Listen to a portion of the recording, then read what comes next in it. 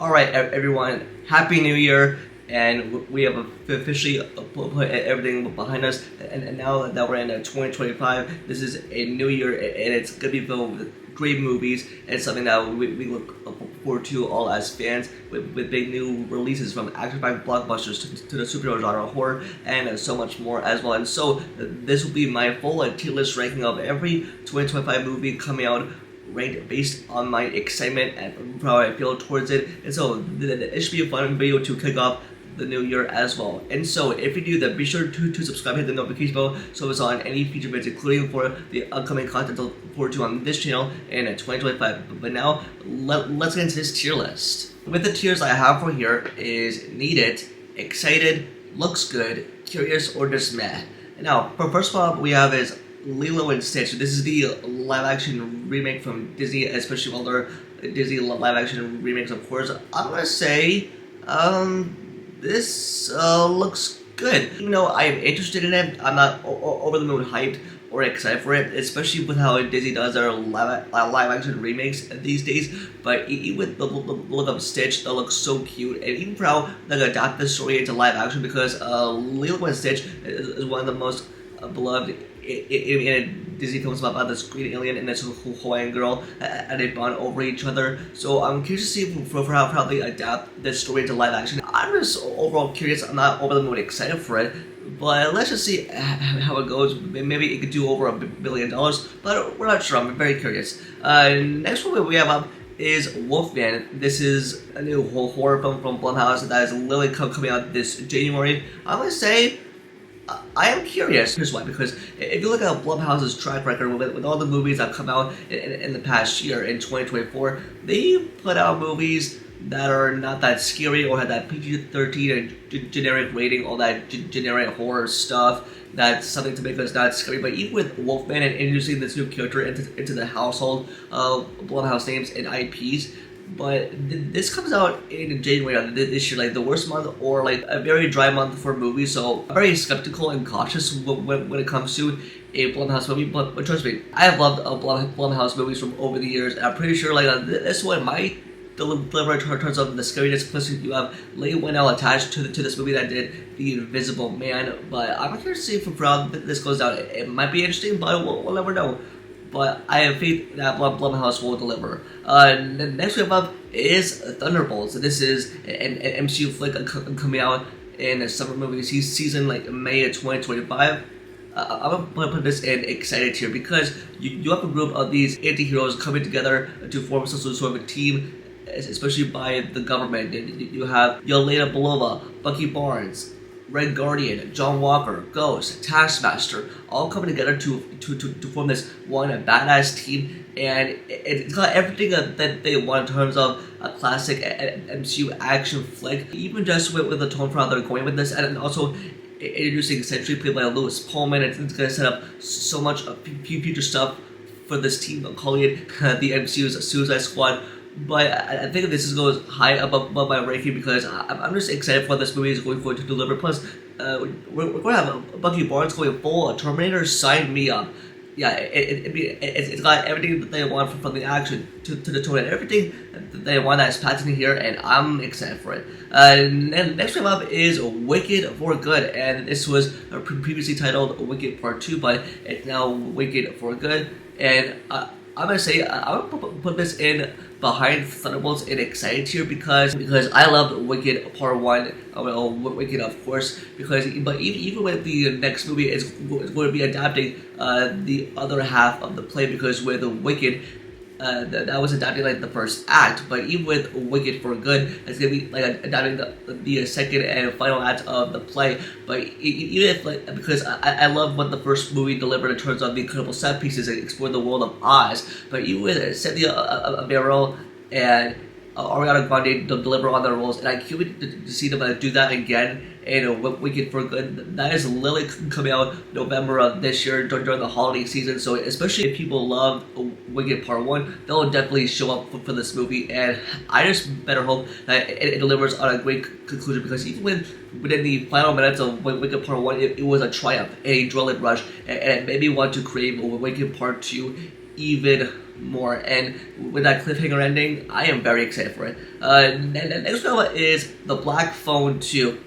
And I want to say, I'm putting this in the back of looks good because I like The Black Phone. I like what Scott Derrickson put into this thriller with a kid being locked in the basement with the phone on the wall. That is the Black Phone, of course. That was the theme of having that horror-esque theme. But even though with this movie that I thought it was gonna be like a one and done thing, but we never know if this was ever going to become or get a sequel. But I'm interested to see what new story that they have to tell. But even though I liked it, because even with the young cast and that coming of age story, especially with that shy, bullied kid, but just I think that they're going the high school route.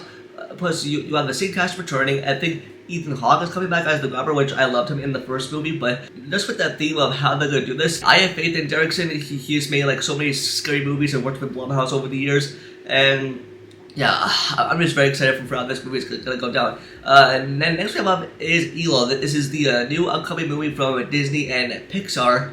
And I want to say, I'm putting this in the middle of, I'm excited because even after the success of the last movie, Inside Out 2, that did over $1 billion, especially with their track record, and I'm hoping that it does the same for this movie because I'm hoping that it will, but even though it's a new original IP or it's not a sequel to anything, and hopefully that it delivers on like a fresh new story, especially with this kid that has become the leader of these alien tribe.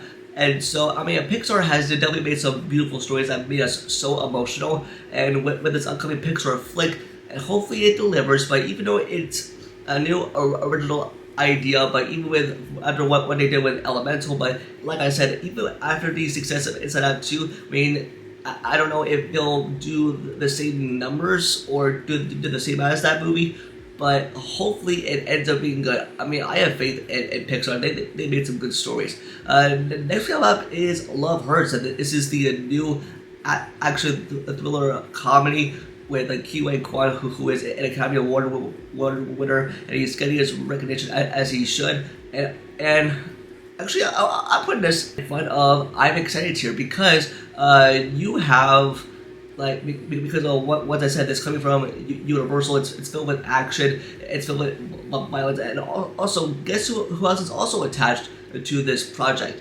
To this movie, the producers of Violent Night, the most epic Christmas action movie with David Harbour as Santa Claus, and with Ki-Wei Kwan, and now having that theme of being like a realtor that has to go after these bad guys and getting into action, because going from Everything Everywhere All at Once, Loki season 2, and now to getting more roles in Hollywood, and as he should, because this man can do anything. I love Ki-Wei Kwan, and I can't wait to see what he does in this movie. Plus, it comes out on Valentine's Day, especially with this movie. That's like the perfect Valentine's Day date, and especially who love Ki-Wei Kwan, a perfect Valentine's Day action movie. Sign me up.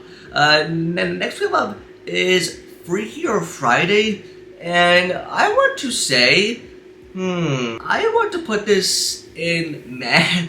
I mean, reasons why, because I like Freaky Friday with Jamie Lee Curtis and Lindsay Lohan, and with the theme of swapping, being trapped inside each other's bodies, and like racing against to switch them back. But I mean, I don't know why we are getting a sequel. I mean, what new story is there to tell, especially if they're bringing back the original cast? And even with that first look photo that we have right here of the two girls just like doing their scream face, like kind of like a recreation of the first movie from 2003. But I am curious to see how they tackle this, but I don't know if I'm interested, and I don't know if this would ever become a sequel. But, if it's cash copy, I'm not interested, but hopefully it's good, but we'll never know. But they're bringing back Jamie Lee Curtis and Lindsay Lohan from the first movie, and yeah, this has to be alright, interested, but it's not high up on my radar. And the next up is Jurassic World Rebirth. Yeah, we're getting a new Jurassic World movie in the summer movie season. I want to say, man, I am putting this in the middle of looks good because you have a whole new cast. a whole new set of characters played by Mahershala Ali, Jonathan Bailey, and Scarlett Johansson. Because even though people did not like the Jurassic World trilogy that did over $1 billion, including for the last movie, Jurassic World Dominion, which I never liked that movie, and I doubt I'll ever revisit it again. But even though that we're getting a new Jurassic World movie, I mean, I don't want to hate on it, but it looks good because you have Jonathan Bailey, fresh off the heels of Wicked, and you have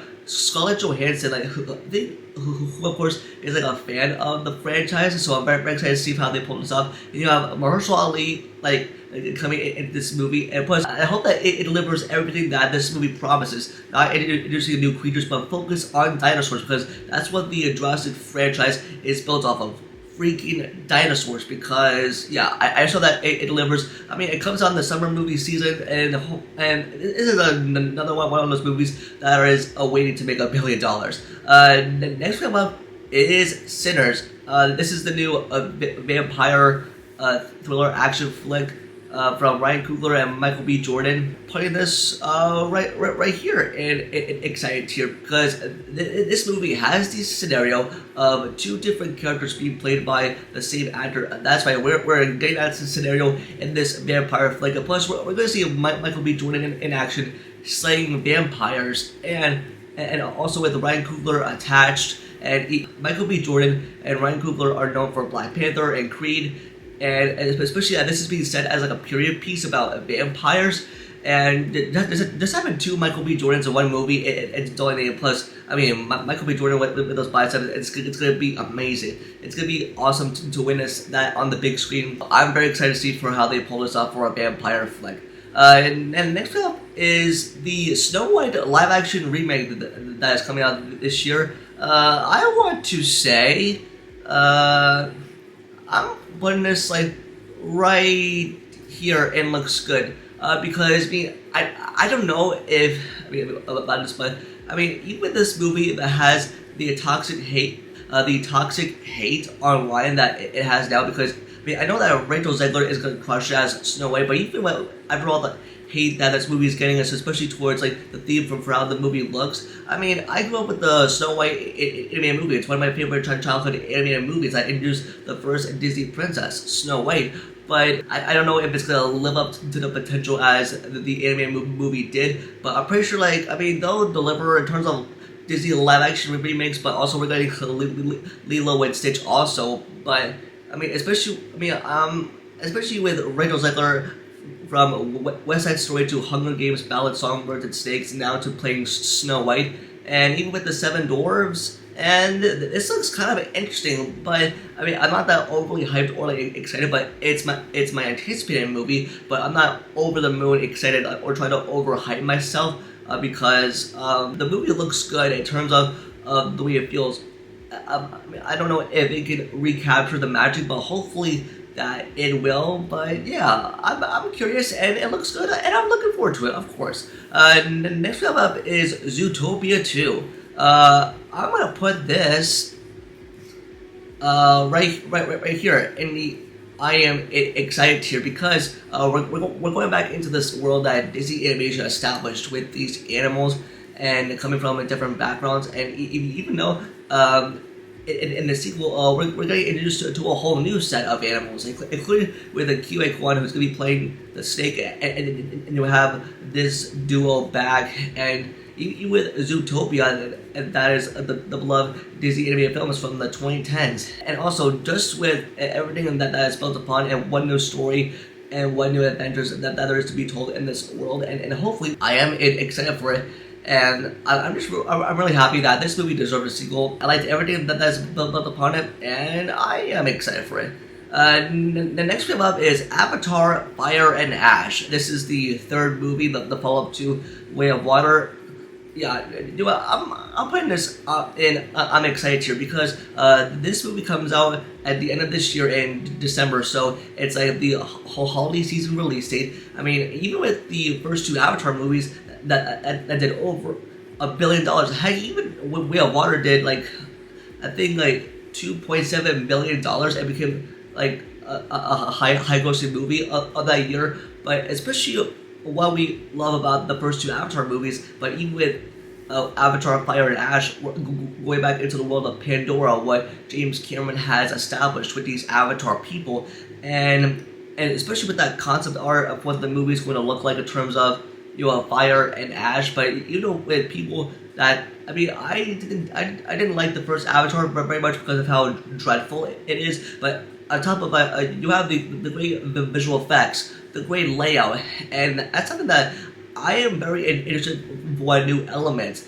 what type of centerpiece that they have centering around the theme of fire and ash, or what new story that they have to tell. So yeah, this is definitely on my radar, so I am definitely excited. Next one up is Karate Kid Legends. This is with the movie with Ralph Macchio and Jackie Chan returning as Daniel LaRusso and Mr. Han in this next Karate Kid movie. That's right, we're getting a new Karate Kid movie. I want to say, I'll put this in the back of I'm curious because even though they're getting a new Karate Kid movie, which is exciting, and with these two, they're going to be training this next person, passing on the mantle to the new Karate Kid, but also can I live up to the hype and potential? Because even though that we're getting the final episodes of Cobra Kai this year, but like, how are they gonna do this? Like, and even though I think it's mostly going to be a Jackie Chan in this movie, training the kid, but even with Daniel LaRusso, Ralph Macchio coming back in the role, and I don't know why, but even though that Cobra Kai was the ultimate legacy sequel that became a series, why Ralph Macchio came back in the role as the popular Daniel LaRusso, but just with everything that is built upon this movie, from the action to the best karate moves, especially within the 2020s. Plus, I love the Karate Kid trilogy, and that's the most beloved. But it's especially as you have like set in New York City with this bullied kid and that wants to learn karate. And I'm curious, but I am interested to see how they pull this off for the next movie. Next up is a Ballerina. This is the John Wick spin-off. And yeah, I am putting this like, let's see, I'm putting it right here, and I'm excited because we are going back into the world of John Wick, because I think in the timeline it takes place in the third John Wick movie before the final chapter, and you have Ana de Armas playing this assassin as taking her origin story into account, and Winston and I think Lance Reddick is in this movie, but I'm not sure. But not only are we going back into the world of John Wick, but we have Keanu Reeves returning in this movie as John Wick, and this has all of the action, all of the thrilling moments, all of the best stuff that we know from this action franchise that introduced the world to John Wick, and I'm very excited to see how they pull this off, and I'm guarantee you it's going to be action-packed. I'm ready for it. Let's go. Next up is Five Nights at Freddy's 2.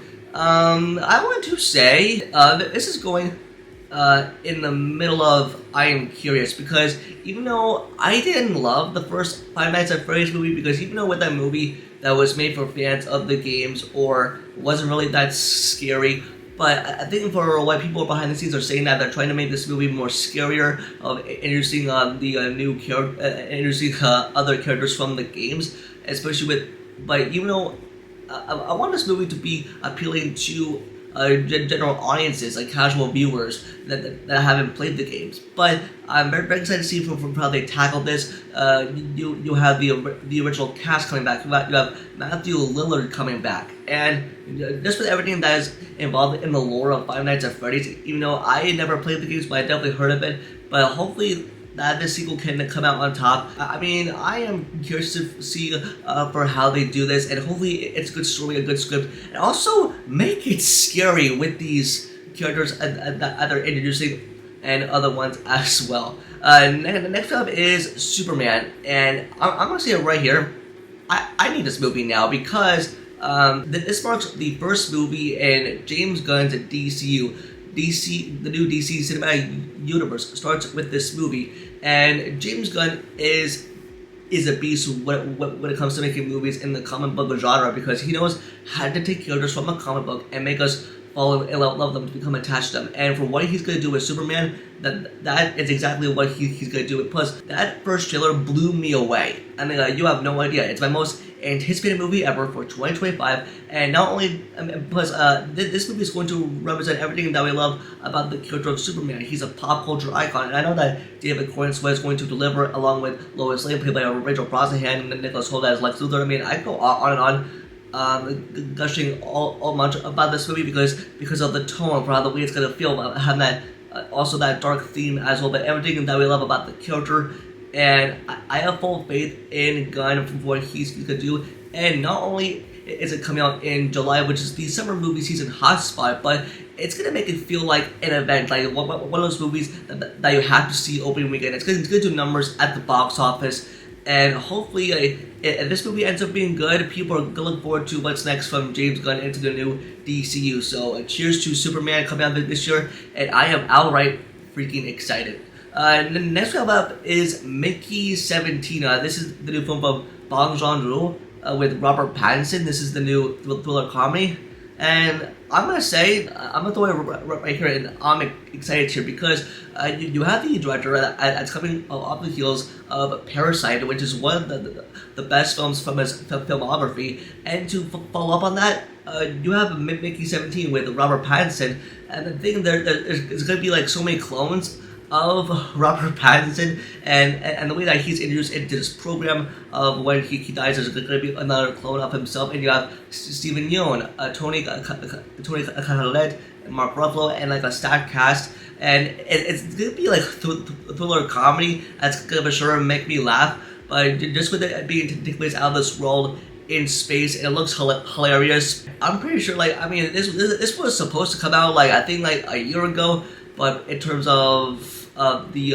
behind the scenes issues for how they want to release this, but I am excited to see for how they do this, and I know that Robert Pattinson is going to deliver in this movie like he always does with Batman and Twilight, and yeah, I'm excited as well. Next film up is the How to Train Your Dragon live action remake. I want to say man, how do I do this?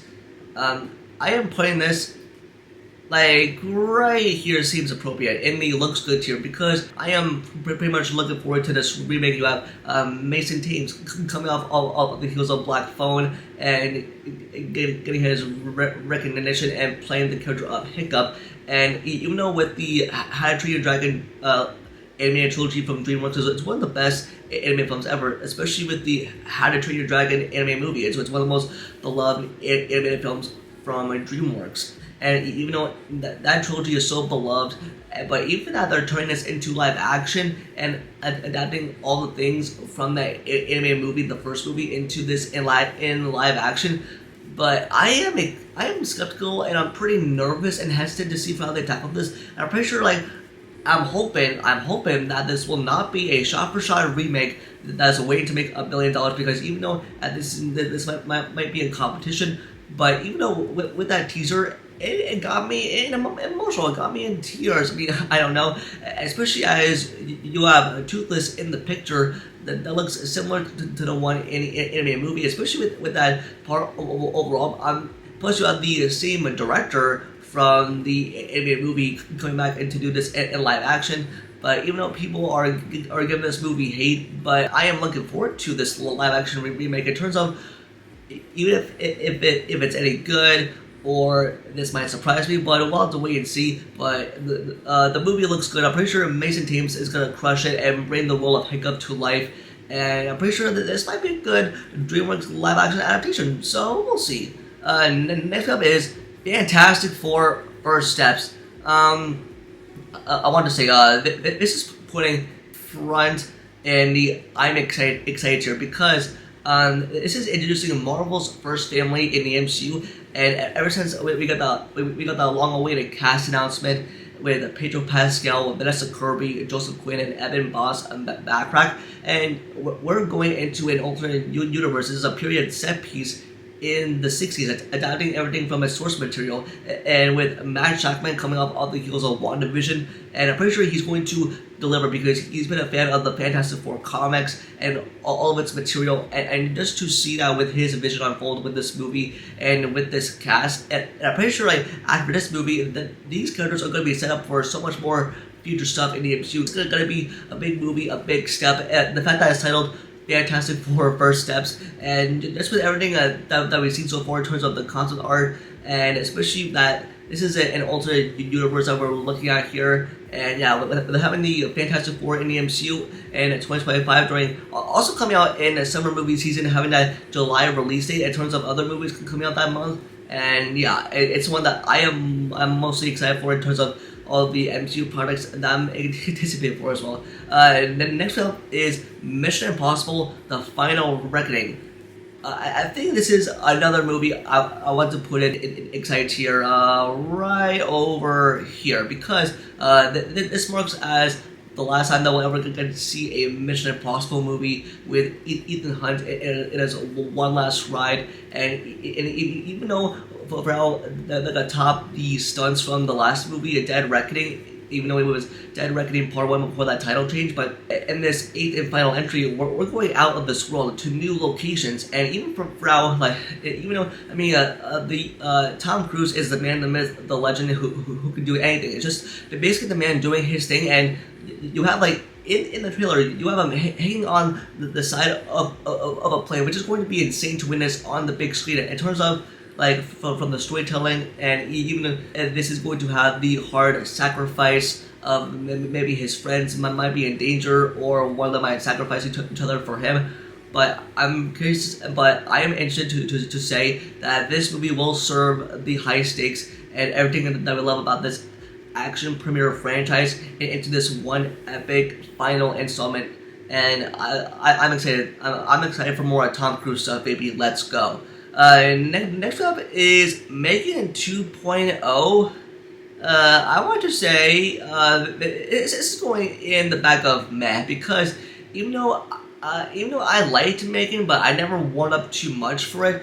But even though like upon like a rewatch, it doesn't even get that scary. But even if you've seen the unrated cut, which is like a lot more gory and shows blood and like all that other stuff that has that R rating, but even though with Megan that it uses the AI doll into the Blumhouse household name, but even with Megan 2.0, I think that they might be introducing another AI robot that's going to be doing other things. Plus, you have the original cast returning, and that's with everything that's going to be adapted into a new story. I don't know if they can top the first movie, but I am curious to see for how they do this, because if it ends up being dumb or it ends up being a useless movie, but I just hope that they step it up with the scares and having that like PG-13 rating, that generic rating, but also having those scares in a Blumhouse movie that we all love so much, because I love getting scared. But Megan 2.0 is not my jam, but I am interested to see how they pull this off. So yeah, fingers crossed it ends up being good. And then next film up is Captain America: Brave New World. I want to say, yeah, this is going in front. Yeah, in the front of looks good tier, because we have Sam Wilson as the new Captain America, like taking on that responsibility. You have Harrison Ford as Thaddeus Ross, who is also being Red Hulk, but you also have like also that style of a classic MCU action movie, and it's got that classic action that we all know and love from the MCU, and you have Captain America going up against Red Hulk. That's gonna be a fight that's gonna be awesome to see on the big screen, and with everything that's been pulled off. But the only thing I am hesitant about going into this movie, or what I'm nervous about, is for how it's going to look and how it's going to feel. You know, it might be a little generic for MCU, as we witness a lot of times, but just with everything that went into this movie, with all the behind the scenes issues in terms of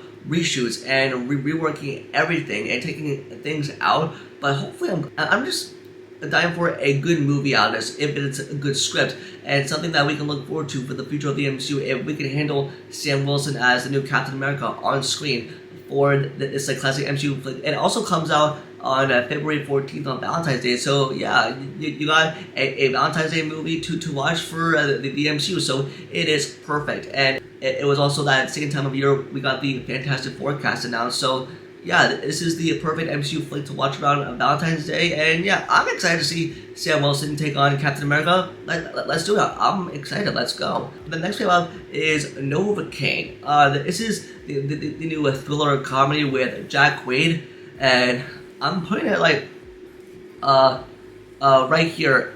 Also in the I'm excited because with the concept of this movie, with his character that has a insensibility to pain, meaning that he can't feel anything while he's fighting bad guys. That's the thing I am looking forward to with this new idea of what they're establishing, because I mean, especially with Jack Quaid, as we know him as Huey from The Boys and from Richie from Scream 5, but just with him just getting into action, and he's like fighting these bad guys, and just like being a full beast action mode. It's gonna be so awesome to see, and what I'm looking forward to. It's on my radar, so yeah, no question about it as well. And then next up is the I Know What You Did Last Summer, and this is the reboot that is coming out this year. And I want to say